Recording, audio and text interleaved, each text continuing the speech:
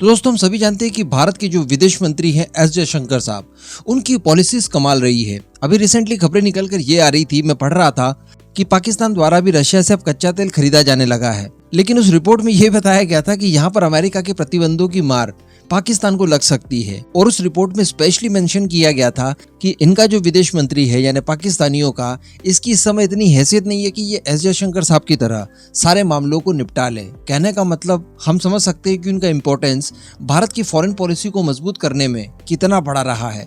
अब इसका फायदा मिल रहा है और फायदा आप लोग आंकड़ों के रूप में जानेंगे। यकीन मानिए आपको गर्व होगा कि इस समय भारत के पास दुनिया का नंबर 1 फॉरेन मिनिस्टर मौजूद है। जी हाँ, जिसके शब्दों के जादू ने 22 सालों का रिकॉर्ड तोड़वा दिया। वो कैसे, आगे आप जानिए। चैनल को सब्सक्राइब जरूर कर दीजिएगा।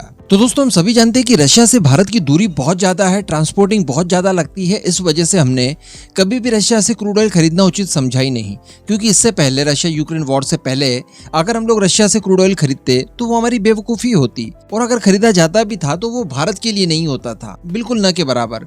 बाकी का हमारी तेल कंपनियां रशिया से खरीद कर विदेशों में बेच दिया करती थी, और भारत की जरूरत का जो मेन क्रूड ऑयल आता था वो मिडिल ईस्ट की कंट्री से ही आता था, जिसमें यूएई है, सऊदी अरेबिया है और ईरान इराक है। अब ईरान के ऊपर तो सैंक्शंस लगे हुए हैं, इस वजह से इराक से ज्यादा तेल खरीदा जा रहा है। नंबर 2 की बात की जाए तो सऊदी अरेबिया है, नंबर 3 की बात की जाए तो यूएई था।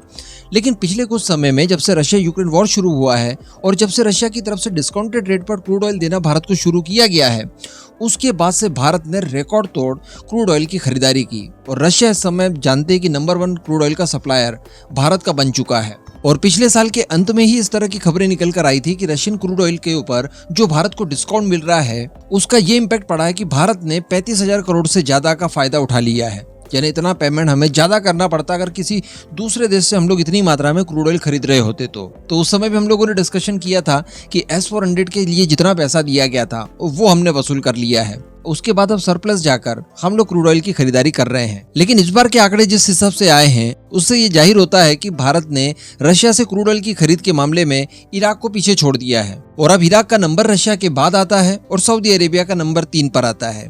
लेकिन दोस्तों नंबर 2 और नंबर 3 पर इराक और सऊदी अरेबिया है तो सही, लेकिन ये रशिया से काफी ज्यादा पीछे हैं। यानी आंकड़ों में बहुत ज्यादा गैप आ चुका है, और इस समय बताया जा रहा है कि हम लोगों ने रशिया से इतना तेल खरीदा कि पिछले 22 सालों का हम लोगों ने रिकॉर्ड तोड़ दिया है। रशिया से तेल खरीदने को लेकर 22 साल का रिकॉर्ड नहीं तोड़ा है, बल्कि ओपेक देशों से ऑयल खरीद की कटौती को लेकर रिकॉर्ड तोड़ दिया है। यानी रशिया से तो हम लोग ऑयल खरीदते ही नहीं थे, 75 ईयर में पहली बार ऐसा हुआ है, तो ये तो अपने आप में एक रिकॉर्ड हो ही गया। लेकिन हम लोग जो ओपेक प्लस कंट्रीज से ऑयल खरीदते थे उसमें इतनी कटौती भारत ने आज तक नहीं की, और पिछले 22 सालों का हम लोगों ने रिकॉर्ड तोड़ दिया है। और इसमें केवल आप 2 नाम ही नहीं गिना सकते कि केवल इराक है और सऊदी अरेबिया है, नहीं, बल्कि मिडिल ईस्ट के कई और देश हैं जिनसे थोड़ी बहुत मात्रा में भी सही, लेकिन हम लोग क्रूड ऑयल खरीदते थे। साथ में अफ्रीकन देश भी थे, तो इन सभी से ऑयल खरीद को लेकर बहुत बड़ी कटौती भारत के द्वारा की गई है। अब इसका इम्पैक्ट भी इन देशों के ऊपर पड़ने लगा है। अगर सबसे पहले तो ईरान की बात की जाए तो प्रतिबंधों के चलते हम लोग उससे नहीं खरीद पा रहे थे। इस वजह से देखा यह गया कि ईरान की तरफ से भारत को कई बार, एक बार नहीं बल्कि कई बार इस तरह के ऑफर दिए गए कि हम भी आपको डिस्काउंट देते हैं, हमसे तेल खरीद वापस शुरू कर दीजिए। इसके अतिरिक्त अभी कुछ ही दिनों पहले मैंने आपको वीडियो बनाकर बताया था कि इराक भी मजबूर हो गया। इराक जिसके ऊपर किसी तरह का कोई सैंक्शन नहीं लगा हुआ है, और सैंक्शंस न लगे होने के अलावा इराक हमसे सबसे नजदीकी देश है जिससे हम लोग बेधड़क ऑयल खरीद सकते हैं। लेकिन इसके बावजूद इराक की तरफ से हमें डिस्काउंट देने की बात कही गई, और जो थोड़ी बहुत मात्रा में हम लोग तेल खरीद रहे हैं उसे भी काफी कम कीमतों पर हमें बेचा गया। लेकिन इसके बावजूद हम लोगों ने रशिया से तेल की खरीद बंद नहीं की, और इराक की कटौती लगातार अभी तक जारी है। तो इससे इन सभी देशों को बहुत ज्यादा नुकसान हुआ है। अगर इन्हें आंकड़ों में देखा जाए तो फाइनेंशियल ईयर 2023 जो कि पिछले महीने मार्च में समाप्त हुआ, उसमें हम लोगों ने ओपेक देशों से तेल का जो इंपोर्ट किया वो 59% थी, जबकि अगर 2021-22 की बात की जाए तो ये उस समय 72% हुआ करती थी। इसके अतिरिक्त मैं आपको बता दूं कि भारत की जितनी जरूरत होती है पर डे के हिसाब से वो है 4.65 बैरल पर डे। इसमें भी हम लोगों ने रशिया से खरीदा है 1.6 मिलियन बैरल पर डे के हिसाब से। और जो सबसे बड़ी बात निकल कर आती है वो ये है कि इतना सारा ऑयल हम लोगों ने तब खरीदा जब रशिया के ऊपर कई सारे सैंक्शंस लगा दिए गए, पेमेंट करने में दिक्कतें जा रही थी, तो उसके लिए अलग से जुगाड़ किए गए।